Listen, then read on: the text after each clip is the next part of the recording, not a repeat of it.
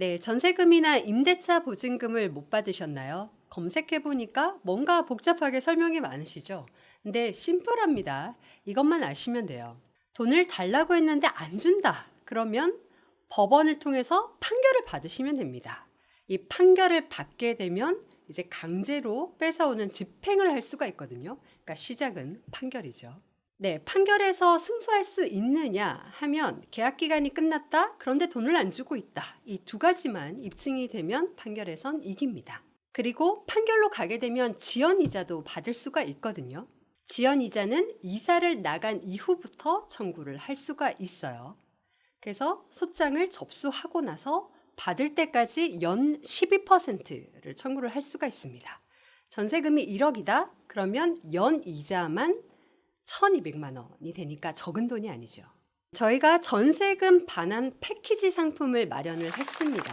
더보기나 고정 댓글에서 투명하게 가격을 확인할 수 있는 링크를 확인할 수가 있고요. 저희가 책정한 변호사 비용은 전액 상대방에게 청구 가능한 금액입니다.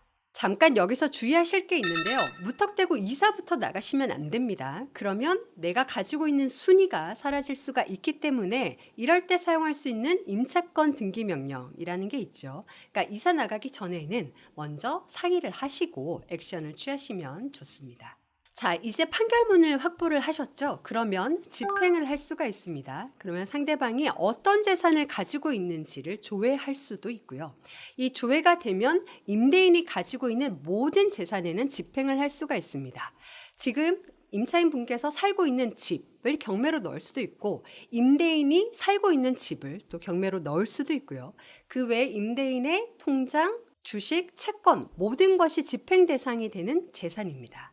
대부분 변호사 사무실은요, 판결 받는 데서 마무리를 짓거든요. 근데 저희는 그 다음 절차인 집행까지도 맡아서 해드리고 있습니다. 그런데 임대인의 재산에다가 집행을 했는데도 다 돌려받지 못하는 경우도 생길 수가 있어요.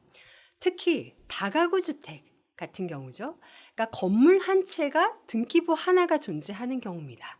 이 경우에는 나만 있는 게 아니라 임차인들이 여러 명이 있기 때문에 누가 먼저 들어왔는지에 따라서 순위가 바뀌게 되고 보증금을 찾을 수 있는지 없는지도 달라집니다.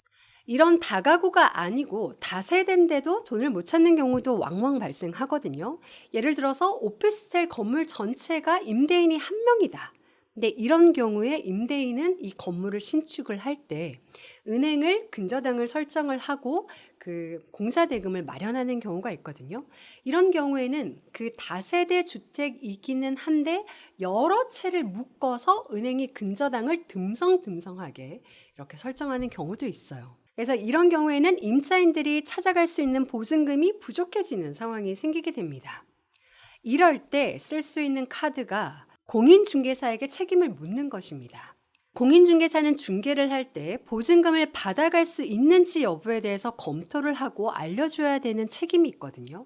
근데 이걸 소홀히 해서 손해가 발생했다라고 할 때 법원에서는 전체 보증금의 20에서 30% 정도를 공인중개사가 책임져라라고 인정하는 판결도 있습니다. 마지막으로요, 이런 방법으로도 더 이상 돈을 찾는 것이 안 될 것 같을 때 쓸 수 있는 카드인데요. 바로 형사상으로 사기죄로 고소를 하는 겁니다. 임대차 계약을 체결할 당시에 임대인이 가지고 있는 재산보다도 채무가 초과한 상태였다. 그래서 임대차 계약이 끝나더라도 보증금을 돌려줄 수 없는 상황이었다라고 할 때는 사기죄가 성립할 수가 있거든요. 사기죄가 성립이 되면 손해가 보전되지 않은 상태에서는 이 임대인에게 실형 선고가 됩니다. 그러면 임대인은 실형 선고를 피하기 위해서 가족을 통해서라도 이 보증금을 마련을 하게 되거든요. 그래서 임대인의 재산이 없어서 집행에 어려움이 있을 걸로 예상될 때는 이런 사기죄를 활용해 볼 수가 있습니다.